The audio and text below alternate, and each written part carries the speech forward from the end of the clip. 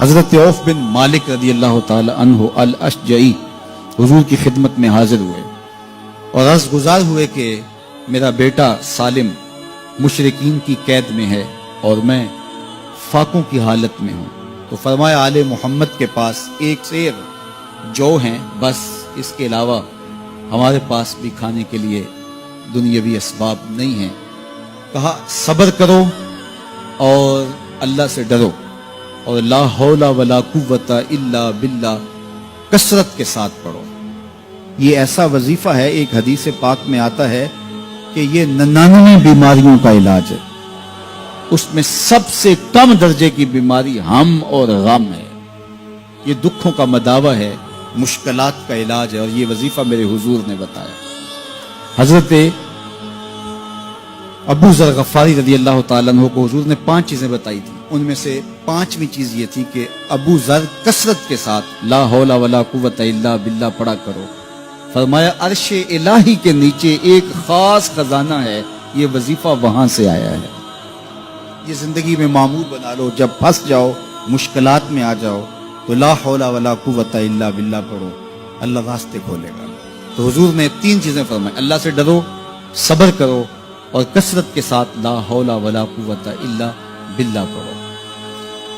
وہ فرماتے ہیں کہ میں یہ عمل شروع کیا، ابھی گھر میں بیٹھا ہی تھا کہ دروازے پہ دستک ہوئی. تو میں اٹھا کہ دروازہ کھولوں دیکھوں کہ کون ہے.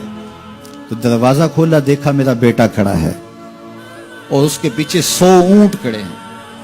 تو میں نے کہا کہ تم اور یہ اونٹ؟ کہا مجھے موقع لگ گیا، میں ان کی قید سے بھاگ آیا. وَيَرْزُقْهُ مِنْ حَيْثُ لَا يَحْتَسِبُ، وہ تمہیں وہاں سے رزق دے گا جہاں سے تمہیں گمان بھی نہیں. اس کے ہو کے تو دیکھو. اللہ اکبر. اللہ کے ہو جاؤ تو پھر وہ تمہاری ضرورتوں کا کفیل ہو جائے. فرمایا حضرت عبداللہ ابن مسعود رضی اللہ تعالیٰ عنہ نے کہ کسی شخص کو فقر و فاقہ آ جائے تو وہ لوگوں کو بتائے کہ میں آج کل بڑے مشکل حالات میں ہوں، ہر وقت لوگوں کو بتاتا رہے تو اس کی مشکل بڑھے گی، اس کی مشکلیں آسان نہیں ہوں گی اس طرح. اور اگر وہ اپنی اس مشکل کو کسی سے شیئر نہ کرے بلکہ مصلی بچھا کے اپنے رب سے کہے کہ مالک فقر و فاقہ آ گیا ہے اور اس کا علاج تیرے پاس ہے، اس مرض کا مداوع تیرے پاس ہے. تو حضرت عبداللہ ابن مسعود فرماتے ہیں کہ رسول کریم نے فرمایا جلد یا بدیر اللہ اس کو مالا مال فرما دے. یہ بھی کبھی کر کے دیکھو.